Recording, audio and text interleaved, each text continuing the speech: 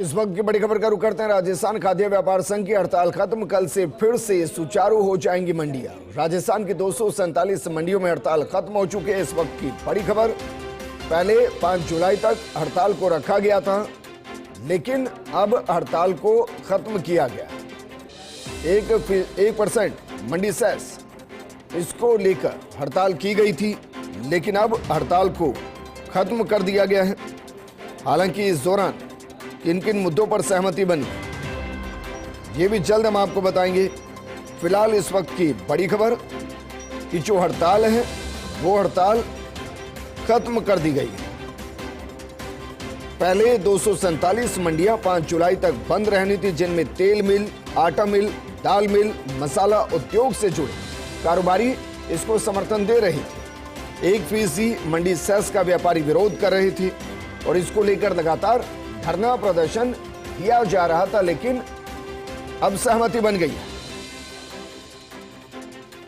और इस सहमति का फायदा यह है कि 247 मंडियों में हड़ताल खत्म हो गई है। मुख्यमंत्री वजूलाल शर्मा से मिले खाद्य पदार्थ से जुड़े व्यापारी और मुखिया से जब मिले तो आश्वासन मिला। मेरे सहयोगी और सीनियर रिपोर्टर जियाउद्दीन जुड़ गए हैं। जियाउद्दीन, जरा बताइए वो कौन से आश्वासन मिले जिस पर ये जो हड़ताल थी खत्म हो गई?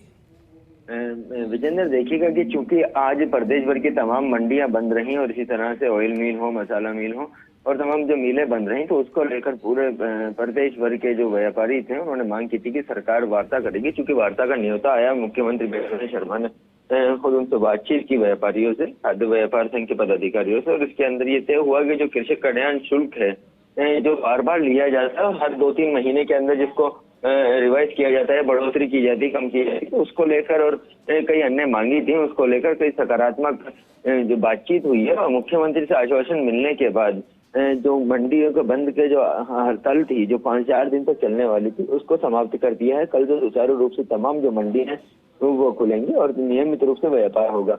गुना की देखा जाए तो जो मंडी व्यापारी थे उनकी कई मांगे थी, खासतौर से जो आड़त होता है, मोटा अनाज होता है, उसके ऊपर जो आड़त वसूली जाती है, इसकी भी मांग थी। इसके ऊपर भी एक सौहार्दपूर्ण बातचीत हुई और कहा कि जल्द से जल्द इसके ऊपर कोई नतीजा निकाला जाएगा। और सबसे अहम बात ये थी कि जो दूसरे राज्यों से कोई भी जिन्स खरीद के लेकर आते हैं और उसको आने के ऊपर जब वहां पे कृषि कल्याण शुल्क और सेस दे दिया जाता है, तो उसके बाद जब वो राजस्थान के अंदर आता है तो उसके बावजूद भी उससे वो कृषि कल्याण शुल्क और सेस वसूला जाता है। तो ऐसे के अंदर आने वाले वक्त के अंदर भी इसके ऊपर भी सरकार को कदम उठा सकती है कि एक व्यापारी को एक ही जगह टैक्स देना पड़े, बार बार उसको इस तरह से टैक्स ना देना पड़े। कुल मिला के देखा जाए तो अधिकांश जो मांगे थी उनके ऊपर सहमति बनी है। अब जल्द ही जो कृषि विभाग के अधिकारी हैं और खासतौर से कृषि मंडी से जुड़े हुए जो अधिकारी हैं इस पूरे मुद्दे के ऊपर एक ड्राफ्टिंग करेंगे, बैठ के चर्चा होगी और वो सरकार के ड्राफ्ट सरकार के पास जाएगा, सरकार उसको जल्द ही मंजूरी दे सकती है। जी विजेंद्र।